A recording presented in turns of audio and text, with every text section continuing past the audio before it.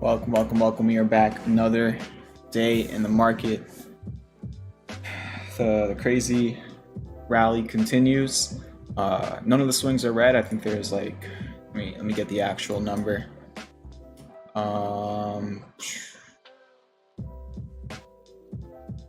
Let's see. There's 16 swings on the sheet. None of them are red, so it's definitely a good time in the market. Trades are doing well, so let's get started with crypto. And we're going to talk about some other markets. We're going to talk about my thoughts on the stock market. When will we top out? Where is the top? I'm going to bring that up. We're going to be talking about Fisker, high short float ups. I think closed up 5% today. Pulled back a little bit at the end of the day. Clov was up 4%. A little bit of a quiet day for GameStop and AMC. Hood was up 24%. We're going to be talking about that. So a lot going on. Hit the like button, hit the subscribe button, and let's get started. Let me know if the mic is good right now. And all right, so Bitcoin still just using the 200-day moving average as resistance. Not much you can really do about that. For now, it's just testing 48K resistance. On lower time frames, just kind of consolidating. I mean, you can look at this like a few different ways, but the easiest way to look at it is just consolidation, in my opinion. So just waiting for the next impulse move. Maybe you have some hidden bullish divergence here on the 1 hour time frame for Bitcoin. Let's see. Yeah, so you got some 1 hour hidden bullish divergence, a little bit of like a triangle forming. Maybe you can call it a pennant. So just waiting for a direction, short term. And apart from that, you're just testing resistance. But again, it just made a really nice move. It broke out of a big triangle. It's making its first higher high in a while. And 200-day moving average is kind of your last resistance until like 50K. So it makes sense why it's testing this area as resistance. In terms of the other crypto trades, they're doing well. They're doing well. So first up, the Bitcoin crypto trade, which Bitcoin, yes, is a crypto, surprisingly. Bitcoin's up 18% since the entry. Tezos is up about 12% since the entry. Not much to talk about here. I mean, you know, there's maybe a little bit of support over here around 367 that it back tested. Hopefully it can just hold that and get up to this first target at 411. BNT continuing higher today. And we did talk about those bearish candles. Thankfully, they really didn't do much, which is what I was hoping for yesterday. BNT, I just want to get started with this. I mean, look at the volume. It's only up 1.5%, but very, very large volume. It's the highest volume it's seen since the beginning of this year. So huge volume on BNT. Hopefully this can keep going. It's up 14% since the alert last week. COMP though hit the first target, 28% gain. This was alerted I think last Wednesday, and just about exactly a week later, this has hit the first target of the trade. This was available to all of you for free. I actually even charted this, and I even set up the stop loss, entry, and targets live on stream for all these crypto trades. Well, not Bitcoin, that was a couple months ago, but or like a month ago, but Tezos, BNT, COMP, last Wednesday stream, I actually created all of these swings live. So that's a 28% gain for some of you. Congratulations. Vibes in the chat for COMP. And Ethereum is not currently a swing, but we did talk about that 3300 breakout. It went up to test the next resistance, the 200-day moving average at 3500, and then it pulled back $100. Now it's at 3400. So you're just kind of sandwiched in between 3300 support, 3500 resistance. That's really it for Ethereum. Moving on to some other markets, oil is kind of developing this little triangle formation, so we're just waiting for this to break out to either direction. Is this hidden bullish? No, it's not. It's bullish convergence. You made a high low on price and on the oscillator. The dollar is going sideways in range, so literally in the middle of the range.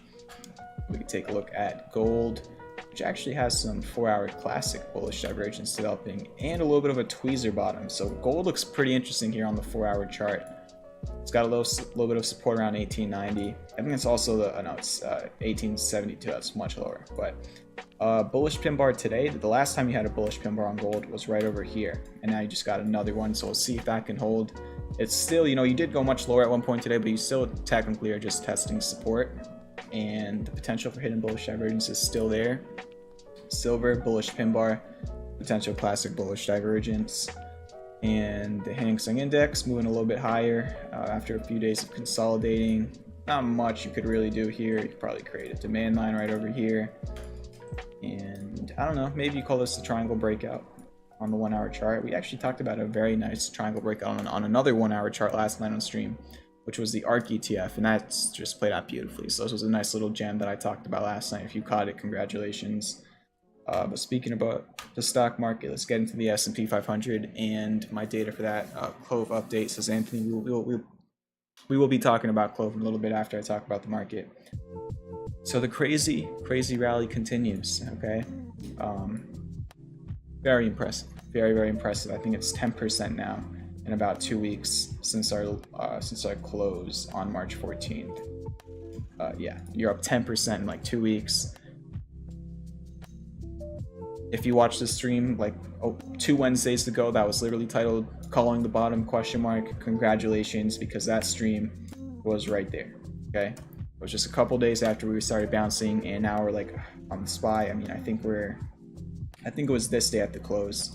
So I think we're about 6% higher now on the S&P 500 since then, which is just insane.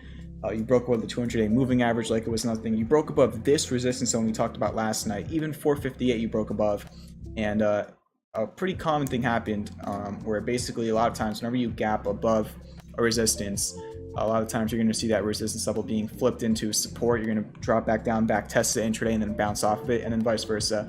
Whenever you gap under a support level, you can very often see intraday you run up back up to that previous support level, and then you flip it into a resistance. That was pretty much what happened today. You gapped above this 458 resistance from these highs right over here, and then intraday you fell back down to back test them, and you held it. You actually back tested it twice. You gapped up over here, you back tested it, bounced, back tested it, bounced. Even had a little bit of a 5-minute triangle breakout that I did share in the Discord. And after you broke out of the triangle, after back testing that 458 level twice, you ripped into the close. So pretty easy price action. You do have a gap to fill though. You filled most of I think you filled all the gaps on the way up. Whoa. Let's go. Thanks for green trade stocks and crypto. Let's keep it rolling. Mr. LinkedIn, thank you very much for the $25 tip. It says, thanks for green trades, stocks and crypto. Let's keep it rolling. The cryptos are up, the stocks are up, the options are doing well. Surely it would be amazing if we could keep it rolling. But remember, it's always important to take profits along the way. Vibes in the chat for Mr. LinkedIn. Hope you're doing well. You've come a long way in your journey as well. We've had multiple one-on-one calls, and just to see your progress is amazing. So thank you very much for the 25. Really appreciate it. If you want me to look at any tickers, whenever you tip, if you also want me to take a look at a ticker for you really quickly, always let me know in the chat or just in your tip message. But really appreciate it. Vibes in the chat for Mr. LinkedIn. Kaleidoscope says Mike is good. That's good to hear. What's up? AK, Plebber Ray, Spiderwebs, Josh, Kareem, I'm sorry if I mispronounced that, says stopped in for the vibes. I'll catch the stream later tonight. Glad to hear that. Thank you for stopping in. For anybody watching the replay, if you can ever just stop in for a minute to say what's up in the chat while I'm live, that's always cool. And yeah, the S&P 500, you broke above resistance. You got a little bit of a gap to fill at 455.8 now, and your next resistance on the daily is way higher. It's 4. I did not think and I've said this for 2 or 3 nights now. You all know I was talking every single night over here oh my gosh, I called the bottom, when I literally said I'm calling the bottom from a technical standpoint. You all remember the tweet and the Discord announcement. So you heard me bragging about them, whatnot. But what I also didn't expect was the last 2 or 3 days I've been saying kind of getting overextended, and I still kind of think the same thing.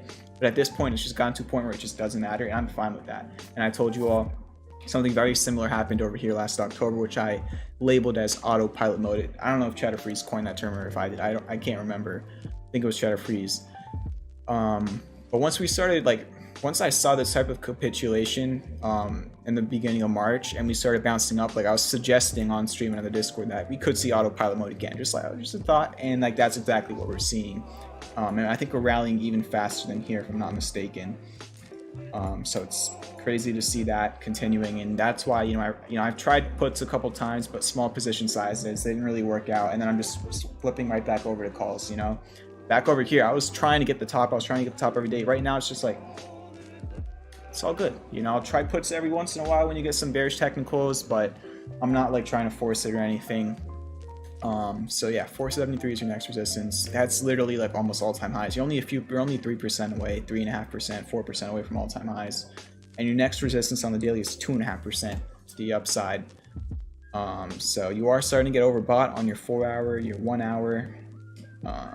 We'll see what happens, because you were technically overbought on the 1 hour here, and you barely pulled back before ripping higher. So as of right now, as long as we're still above 458, I'm going to remain short-term bullish. If we break that level, then we'll talk about probably filling that gap at 455, and that's your S&P 500. One other thing I do want to mention, I don't remember who tweeted this, I'm sorry, kind of stealing whatever, I'm just kind of stealing their analysis, but somebody did tweet out that these large gaps have oftentimes acted as reversals. So again, we've had many different technical indicators fail to stop the market from going up, so I still don't know about this, but I just saw someone tweet it out, and it was a good point. Let's see if I can identify some of them, but you can see obviously today was your first major gap that actually held and did not get filled on all these. You had a few gap ups here, but they got filled pretty quickly. So you have today, you have this right over here, you have this, look at all these major gaps. Even over here, this acted as a bottom. Over here, that's not the best way to put it. Let's talk about kind of right over here. So you could see, multiple times. He showed a few more. I'd have to really look into it. I think maybe this little area over here. So just kind of it's a final, push, and then you just kind of reverse. It's happened a few times before. It'll be interesting to see. I don't know. Futures are slightly red, but not that much. In terms of the other indices, the Russell 2000, I mean, step by step. If you've been watching the stream, I've been breaking this down for days. Okay, I told you all about the breakout. Then I told you all about the back test, and then I said, you have your breakout and your back test. Go back to last night's stream, and today was your go. You were up almost 3% on the Russell 2000 today. Can't be surprised. This has been in a downtrend since November of last year, and it finally broke out about a week ago. It back tested the breakout, flipped the resistance into a support, and you're going higher. It's textbook stuff right there. Even on like the lower time frames, I told you all weeks ago that there was a 70% chance of breaking out to the upside because of that partial decline we saw. So can't be surprised it broke out. These are my 1 hour levels if you want to have some levels for the rest of 2000 now that we're kind of re-entering the previous range. So we'll see how we react to each one and take it day by day. But you're back in the range that you held for a year. So we'll see what happens now. The QQQ closed above the 200-day moving average today, and it even broke above this high from February 2nd. Your next resistance is 379. That's the thing, like, you're starting to get overbought on lower time frames, but you don't have much resistance that's close by. You kind of broke above the major resistance today. A lot of different individual stocks are also testing breakouts. The ARK ETF, I talked about this earlier in the stream and last night on the stream, it had this beautiful 1 hour breakout. I mean, of this triangle, but also it was back testing what was once a support. As a support, then it ripped higher. Now it's trying to take out these highs from the end of February. If it does that, 77 is your next resistance on the ARK ETF that I see. And of course, you know, the weekly breakout we already talked about previously. And then the NASDAQ, I told you all, broke out yesterday and that went higher today. Remember this huge level on the NASDAQ? It broke out yesterday and you got more confirmation of that breakout today. FSR beautiful day. Let's hope we see $20 soon. Hopefully that's a good cue to go over to Fisker. So that's your market. Shelby, thank you very much for the $9 tip. Vibes in the chat for Shelby. Thank you for the tips tonight, really appreciate it. Get some vibes in the chat. And Fisker, it's in the title of the stream. Okay, Fisker stock has short squeeze potential, and it's very exciting for the first time ever. So weeks ago, I shared this weekly chart of Fisker. You all know my favorite stock. That's not financial advice, but I shared this chart when Fisker was at $10.62 when it was testing the bottom of the range. Okay, it's, you know, there's not a lot of data on the chart on the weekly because it's a relatively new stock, but the last, you know, 100% of the times that you came down to the support level, you went up to $20. Okay, this is the third time you've done it. You know, you only have two different pieces of data. This is the third time you're doing it, so I was saying that we were back at that same level. Yeah, it's a good start to say the least. All right, you know, that was 1062. Now you're at 1311, and you can clearly see we're bouncing off it yet again. So if history does repeat itself, which again, you have a lot of different levels you got to take out before then, but I don't know, it'll be interesting to see if this range continues. Your MACD is moving back over towards green. RSI is starting to curl up, and if you were to close really anywhere above 1250, this is your highest candle close since the second week of the year. You could even kind of see like this double bottom formation. So the weekly chart looks very interesting, and you know, why does it have short squeeze potential? Because it's become one of the highest shorted stocks in the market. It's over a 30% short float according to Finviz. And I think it's like in the top 20 or 30 short stocks in the market, which is pretty crazy. I think Fisker is more shorted than AMC. Let me just fact check that on Finviz at least. Yeah, Fisker is, I think, about 13% more of a short float than AMC on Finviz. So 30% is a very, very squeezable short float. Okay, that's a lot of short action. I need to find the clip. But I actually brought this up last week on stream at some point, and I started saying like, okay, shorts, good luck. Like I started like kind of mocking the shorts a little bit. I want to find that clip, and because now we're up 8% on the week, so I kind of want to find that clip and then share it everywhere. But it's all good.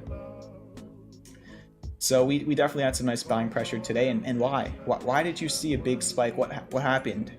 The breakout. I told you all about this last night on stream. I think even like my stream before that was last Thursday. I also told you all about this range, and it didn't break out on Friday. It didn't break out yesterday, but it broke out today. It's been consolidating in this range since March 18th.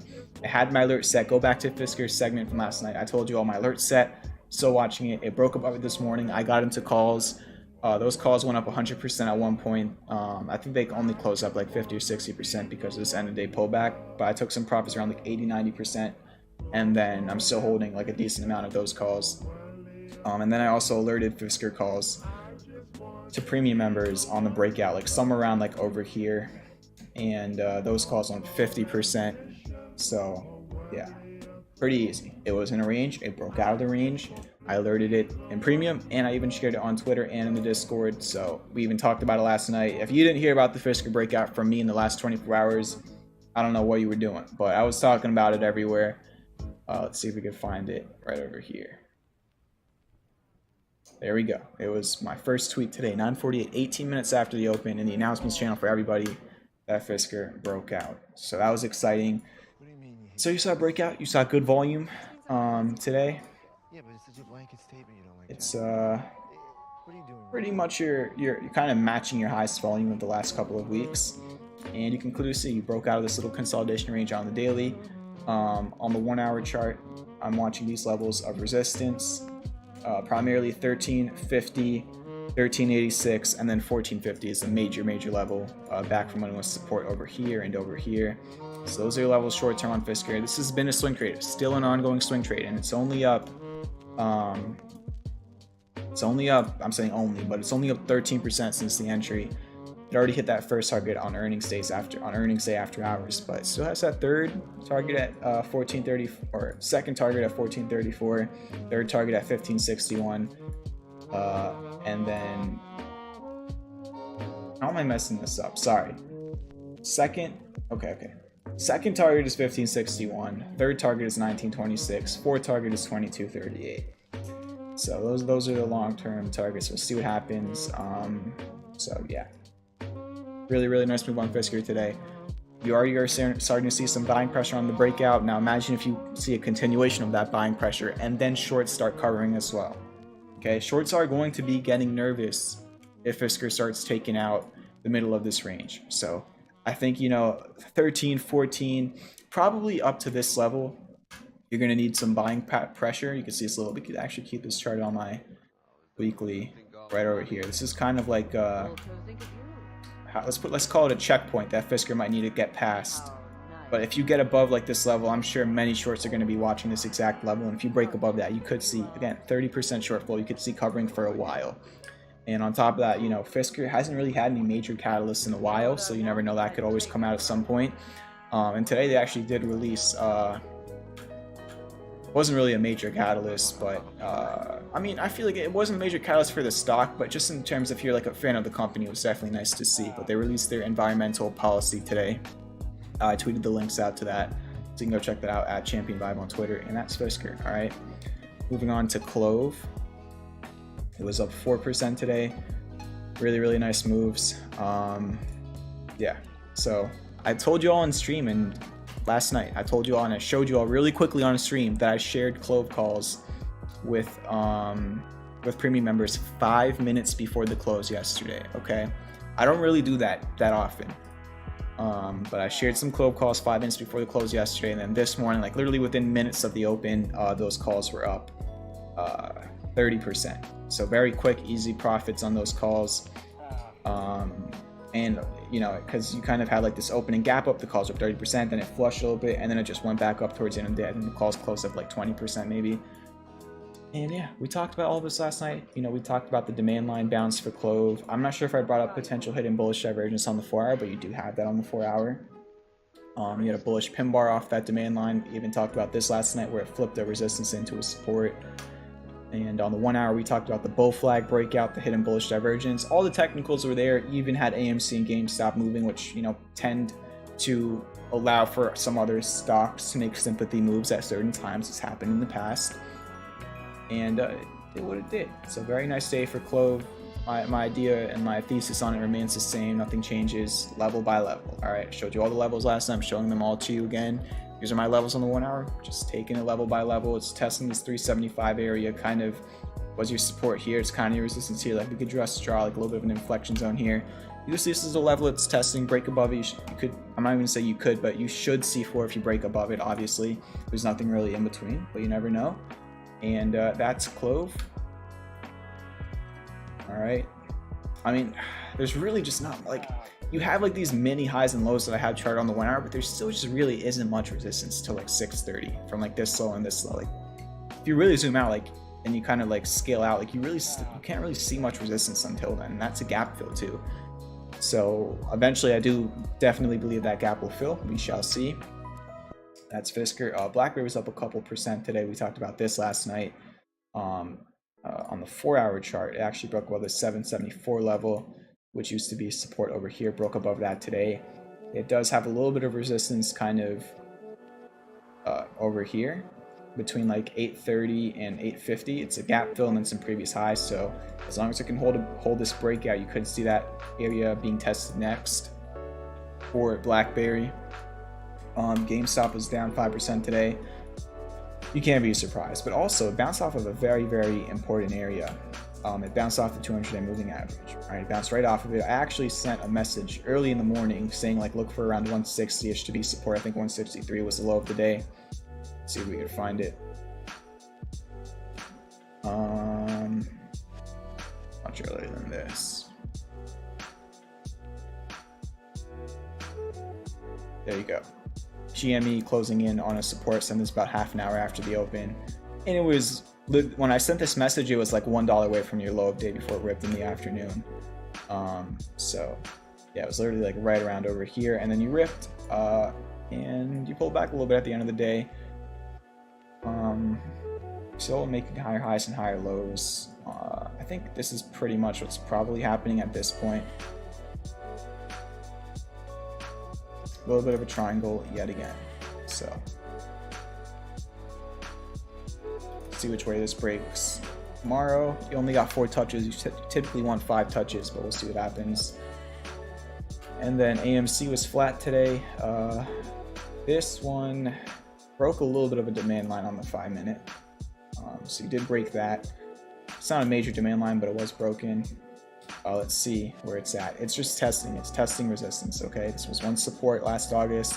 Then it was resistance last December, and now it's testing it as resistance again. It's a make or break area for AMC. We talked about this yesterday. If you can't break above this, there's not much support down to like the lower 20s. If you can break above it, there's not much resistance till 35-ish. I mean, we did talk about 32 being resistance coming into today. 34 was the high of day. It got a little bit above the 200-day moving average, and then sold off for a bit. So indecision. You could even see it in the candle itself. You've got this big doji candle. It's just indecision for AMC currently. And that's really all it is. Oh my gosh. Why was my alert up here? Okay then.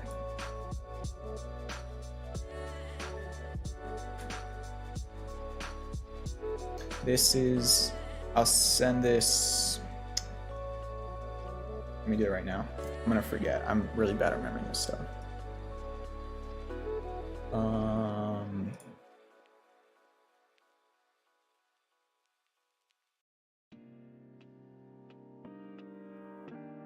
Well, in the year 2000, I think I'll probably be the spaceship. All right, premium members, you just got pinged. Or else I may be, I don't know, having in charge of a robot court, judging some robots. Okay. So AMC hit the 4 target of the swing trade, which is just crazy. I mean, you know, it seems so obvious now, like, haha, AMC just wearing crazy. Of course, you got 100% gain. But again, this was alerted. I'm not even going to find it. I think this was alerted in like February, okay? Well before any of this. And we talked about this so many times on the stream, okay? The bullish Cartley, the triple classic bullish divergence, the double bottom. Even just a week ago, I talked about the reclaim of the support. I mean, the technicals were there. Even the weekly, not too long ago, I put out multiple tweets saying that this is one of my favorite weekly charts. And boom, hidden bullish divergence is now confirmed. Clear breakout of that wedge, like beautiful stuff. You know, this has been one of my favorite weekly charts literally since it created all these technicals. So 110% gain on this swing trade. Okay, swing trade, over 100% gain, and I think of like a month or two.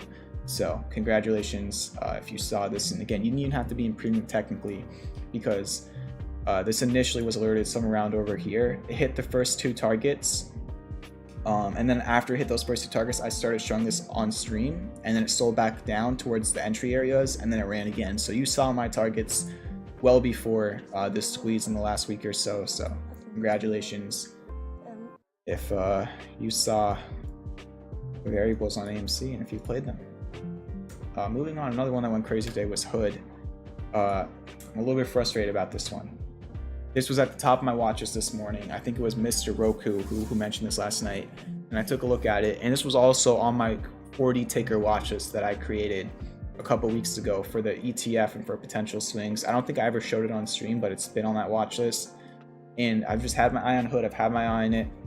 Even last night, I think we talked about, I don't know if I talked about it on stream. I feel like I did, but I can't remember. If we talked about this bull flag that it broke out of. And then, yeah, it broke out of the bull flag, it gapped up, and then boom. So I was watching in the morning, it wasn't even up that much. And I was just like, let me wait, maybe the gap will fill. And then I look back and it's up 20%. But I was sharing this. I mean, where did it close at? 16 bucks? Let's see if I could find it.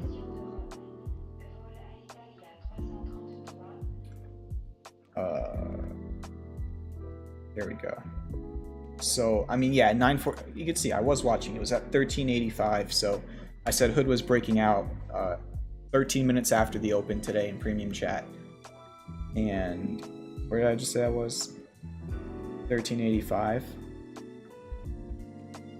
So yeah, from there went up like another like 18% today. I'm a little bit frustrated that I missed that, but I still could have more potential. It looks like 17.21 is the next resistance I'm eyeing from this high and this low pretty much. But this is just another one that I mentioned. This one just sold off and sold off and sold off. And if we zoom out, this move looks like absolutely nothing, but percent wise, it's a huge move. And that's kind of where you are on a lot of these stocks that sold off very, very heavily. So that's that. Tesla had a rest day today. Not much to really update on this. Resistance is 11.14.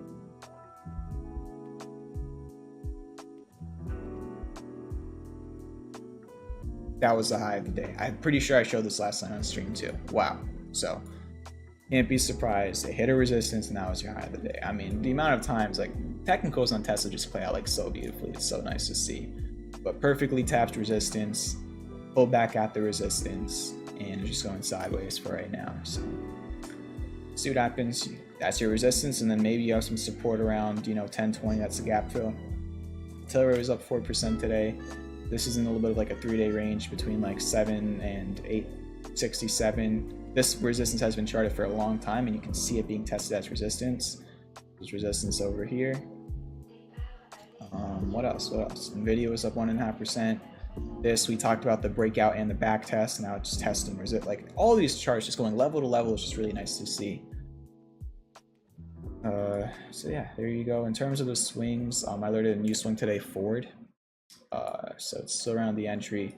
But yeah, the idea here is pretty much a scuffed bullish garly. It also could be looked at as a cipher with a low B point or a shallow B point. But I kind of charted this like scuffed garly like right before I even put this out. My main thing I was watching was the divergence, the high low double bottom, the wedge, and the break above the 200-day moving average. So a lot of different variables. And then this is what really sealed the deal for me.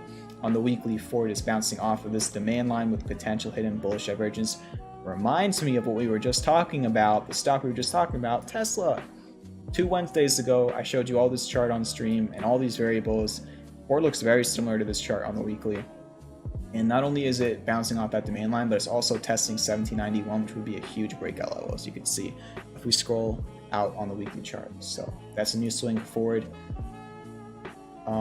NEO was alerted last Friday. This swing is up 11% since the entry.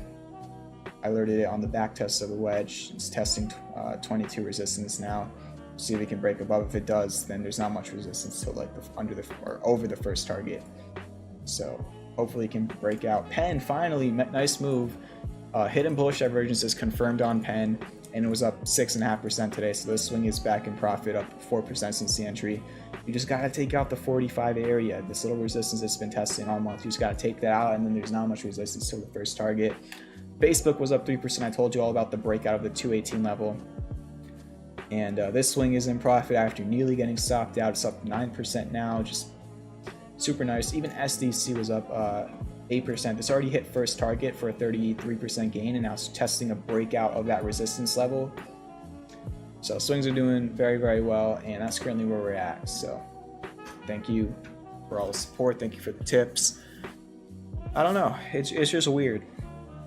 swings are doing well, options are doing well, crypto's doing well. I feel like, you know, I've tried my best to keep the streams energetic and whatnot, but it's just the vibes are just really, really, really low on the Discord and the stream.